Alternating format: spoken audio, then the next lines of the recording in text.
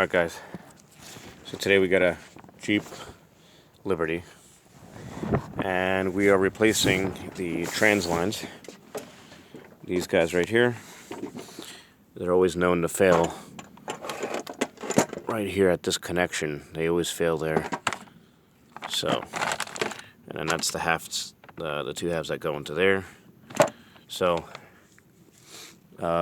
basically when you order it, you're going to order two halves of the lines. So actually this is the side that always goes bad. So try to replace this one first, and if not, then you replace this one. In my case, this was already a supposed repair. Somebody just cut the rubber lines and just fit them right on there, and it's just leaking and pissing. So it's obviously not the right way to fix it. So this is a permanent way to fix it. So you're going to start off with, you're going to come in here and you're going to remove this guy here. There's literally two little 7mm bolts. There's that one and that one. That's it. And then you got your line here, and you got your connections here for your the windshield washer fluid.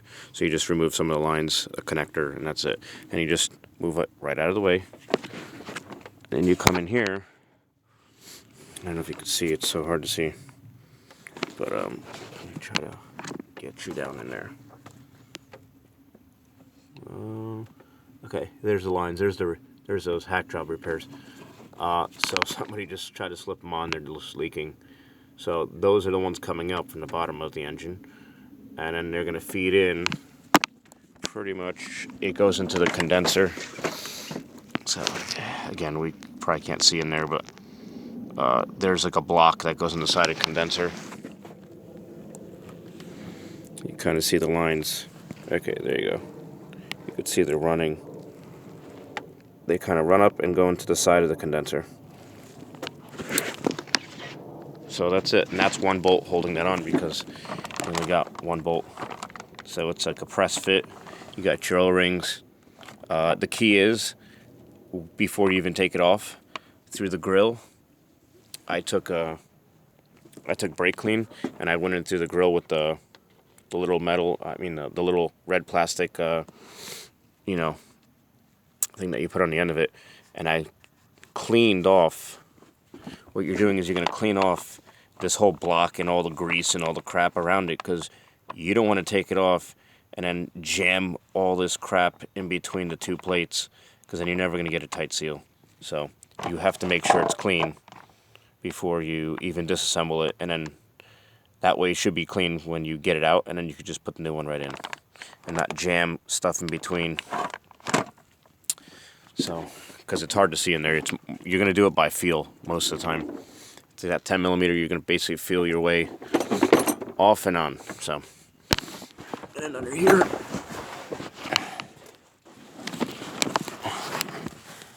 where are we?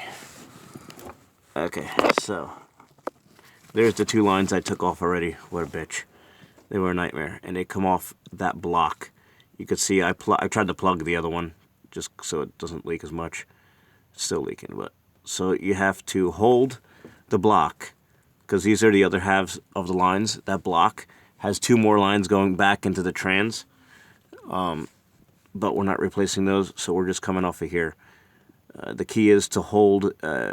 You could stick a wrench on the flat spots on that block, and you hold the block so you don't bend the lines in the back and crack them. So you hold the block with one wrench, and then you use another wrench to loosen these guys right here. But it was a nightmare for me. I tried to lube them. That didn't work, so I ended up having to break out the torches. You really have to be careful up in here and not burn. There's a starter up here, stuff like that. So you have to be careful where you direct your heat, and also try not to catch the ATF on fire. It can. So, and that's how I got them off, with heat. And then right after you're done heating them, you take your PB Blaster or your lubricant and you spray around these flanges. You want it to get in from the backside, because they never want to spin. Once those lines get fat and crusty with the rust, the nuts don't want to spin. So it tries to spin the whole line. That's why it's a nightmare. But that's it. So once you get these guys off, which I did, now I'm going to go to the top with that 10 millimeter, and I'm going to take that off, and then the lines are pretty much out, and then it's reverse process, and you feed them back in. So I'll put you guys on hold, and we'll come back. Okay, so we're back here. So this is the assembly that came out. Obviously, you can see this is where the connections used to be, and somebody tried to hack it up here, which obviously didn't work. And there's the end that goes into the condenser. The only thing I noticed is the focus. Okay, so the little O-rings, the rubber O-rings, are not on here, so they're probably in the condenser side. So I'm gonna have to try to get them out of there and pick them out. Because you obviously can't double O-ring it. You'll just jam stuff in there and it's not gonna seal. It won't seat. So I'm gonna have to try to use a pick, maybe get them out gently before I put the new one in. But you can see, yeah, there's the two connections there that they made. And there's another connection. So the more connections you have, the more prone to leaks you'll have. So that's that. That's the whole assembly. We're gonna go fresh and new. Actually, the Dorman assembly looks way nicer, quality-wise, believe it or not. So I think I got them at Advanced. They weren't cheap. One was like 170. One was like 80. But whatever. At least the customer won't come back and complain. It's fixed. It's fixed. It'll probably outlast this vehicle, most likely.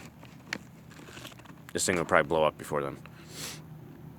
So yeah. So let me start putting the new lines in, and I'll bring you back there.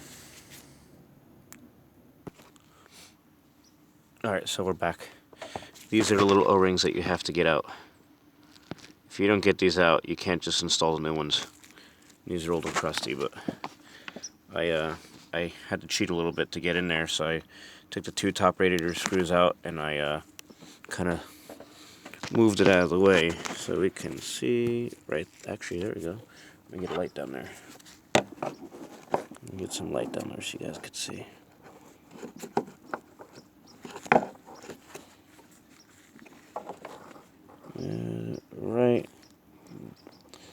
Right there. Yep. So you guys can see that's where the lines connect, the upper lines into the condenser. You can kind of see it's so tight in there. I'm trying to get you a better view. There you go.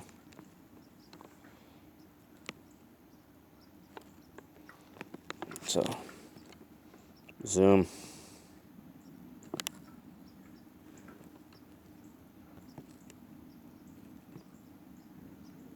Oh, damn you. Won't zoom. Hold on.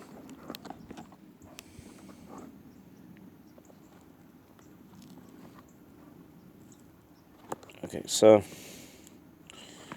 I'm trying to get you zoomed in now.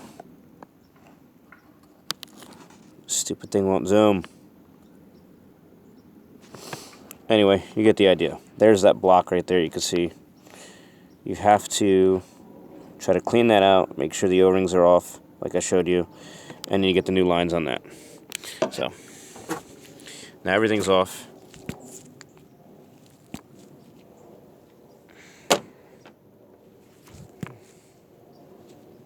Okay, now that everything's off, now it's time to install the new lines. So, I'll be back. Alright, so here you can see through the grill. There you go. You're going to make sure those washers are in and it's got an even gap on both sides. So I know I'm in on both sides. And you can barely see it. There's that 10 millimeter nut right there that goes through the center. There you go. There you go. So you could see it looks pretty flush on both sides. You know, you can position the lines before you tighten it, your final tightening, because it lets you move the lines around, but I would recommend you put the upper line in first before the bottom one, because this was a nightmare just to get these two inside of those two holes and lined up. It is tight in here, so it's doable. You just gotta be patient. Just be patient and make sure you don't destroy those washers and destroy the ends, because if you got one end and not the other, you're just going to destroy the tip of that pipe. So, alright, I'll be back with the bottom half now. Alright.